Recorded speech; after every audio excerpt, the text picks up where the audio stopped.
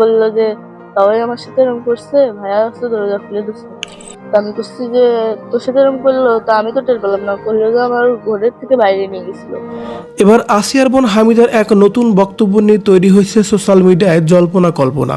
প্রশ্ন উঠেছে আসিয়ার নির্যাতন নিয়ে আলোচনা এবং কি আইনি প্রক্রিয়া কাজ নিয়ে যখন অনেক দূর এগিয়ে ঠিক তখনই স্বামী সদীপের ফাঁসি চায় না আসিয়ার বোন হামিদা, যেখানে এরই মধ্যে হামিদার উপর নির্যাতন চালানোর সব দোষ স্বীকার করে নিয়েছেন আসিয়ার বড় বোনের লম্পট শ্বশুর হিটু শেখ, যেখানে 90 দিনের মধ্যে তাদের ফাঁসির সম্ভাবনা রয়েছে।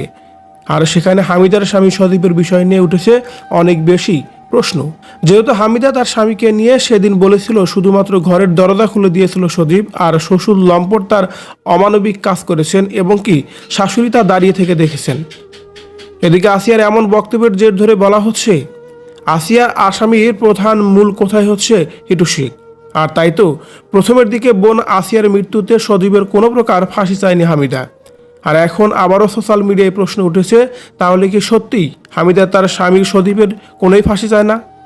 এদিকে যদিও এখন পর্যন্ত সাক্ষীদের আদালতে ডাকা হয়নি, শুধুমাত্র আসিয়ার ঘটনায় আসিয়ার বড় বোনের লম্পট শ্বশুর এবং তার দেবর, তার স্বামী এবং কি তার শাশুড়িকে গ্রেপ্তার করে রিমান্ডে নিয়ে তাদের স্বীকারোক্তি নেওয়া হয়েছে। হয়তো খুব শীঘ্রই সাক্ষীদেরকেও ডাকা হবে। এদিকে হিটু শেখের একমাত্র মেয়ে অনেকদিন পর তাদের বাড়িতে এসে দেখে তার বাড়িঘর একেবারে শেষ, কিছুই নেই বাড়িঘরে, ভেঙে ফিরে তছনছ করা হয়েছে।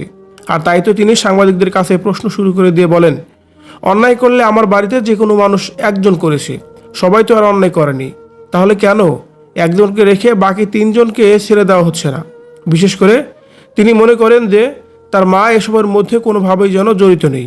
তার মা দাহাদা খাতুনকে তিনি বলেন উল্টোপাল্টা কোনো তথ্য না দিয়ে সঠিক কোনো তদন্ত করে তাদেরকে শাস্তির ব্যবস্থা করা হোক। যেন উল্টাপাল্টা কোনো তদন্ত দিয়ে তাদের শাস্তি না দেয়, পুরো পরিবার শেষ না করে। আর ভিউয়ার্স, হিটু শেখের মেয়ের কথাগুলোকে আপনি কতটা যুক্তিসঙ্গত মনে করছেন? অন্যদিকে স্বামী সদীপের নাকি শাস্তি চায় না হামিদা, এমন তথ্যই সোশ্যাল মিডিয়ায় যেন ছড়ানো হচ্ছে।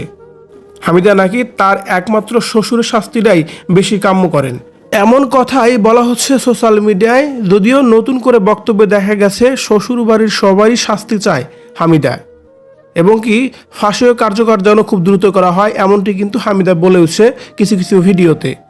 আমাদের শ্বশুর বাড়ির সবাই জড়িত, তাদের সবারই জন্য দৃষ্টান্তমূলক শাস্তি হয়। আসিয়ার বোন হামিদার বক্তব্য নিয়ে যদি আপনার কোনো মতামত থেকে থাকে কমেন্ট করে জানিয়ে দিন কমেন্ট বক্সে।